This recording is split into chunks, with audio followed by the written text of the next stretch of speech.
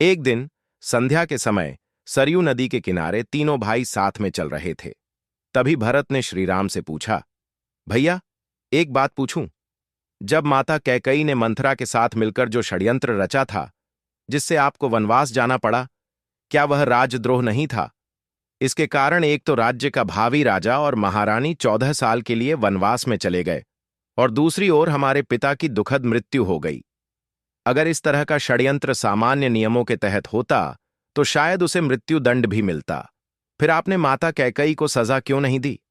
राम मुस्कुराए और बोले, देखो भरत, अगर किसी परिवार में कोई ऐसा पुत्र जन्म लेता है जो पूरी तरह से सत्य, धर्म और आदर्शों का पालन करता हो, तो वह अपने पूर्वजों के किए गए सभी अपराधों का प्रायश्चित कर देता है।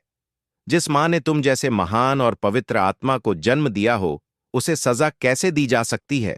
भरत संतुष्ट नहीं हुए और बोले, भैया, यह तो मोह की बात लगती है। एक राजा को मोह से ऊपर उठकर फैसला करना होता है।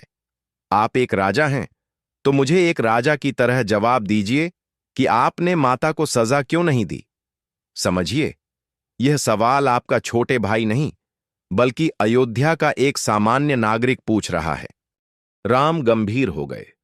कुछ देर चुप रहने के बाद उन्होंने कहा, देखो भाई, अपने अपनों के किसी अपराध पर सजा न देना, यह सृष्टि का सबसे बड़ा दंड है। माता कैकई ने अपनी एक गलती का बहुत बड़ा दंड भोगा है। 14 साल के वनवास में हम चारों भाई अपनी अपनी चुनौतियों का सामना करते रहे, लेकिन माता कैकई हर पल दुख और पीड़ा से गुजर रही थीं।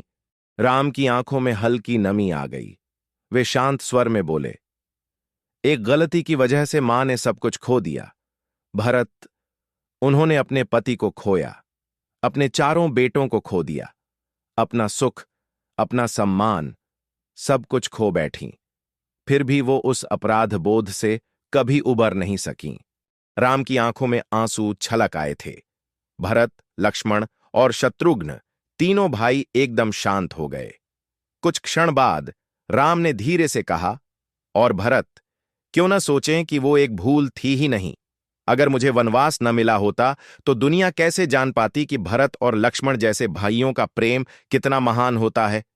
मैंने तो सिर्फ मां बाप की आज्ञा मानी थी, लेकिन तुम दोनों ने तो सिर्फ मेरे लिए, अपने स्नेह के लिए 14 साल का वनवास झेला।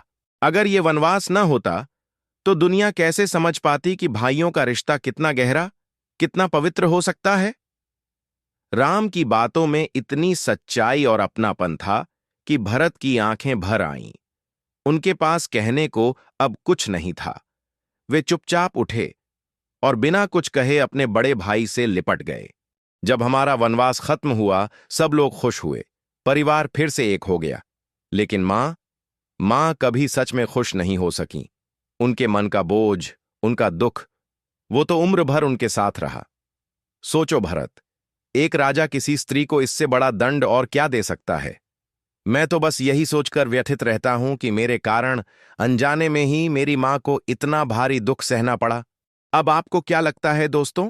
क्या सच में सजा देने से किसी का दिल बदल सकता है, या फिर प्यार और समझ से ही इंसान के दिल की सजा मिटाई जा सकती है? अगर ये कहानी आपको पसंद आई हो तो वीडियो को लाइक और शेयर जरूर करें। और हां, अगर आप हमारे चैनल पर नए हैं तो सब्सक्राइब करना न भूलें। हर हफ्ते ऐसी और भी दिलचस्प कहानियां सुनने के लिए हमारे साथ जुड़े रहें।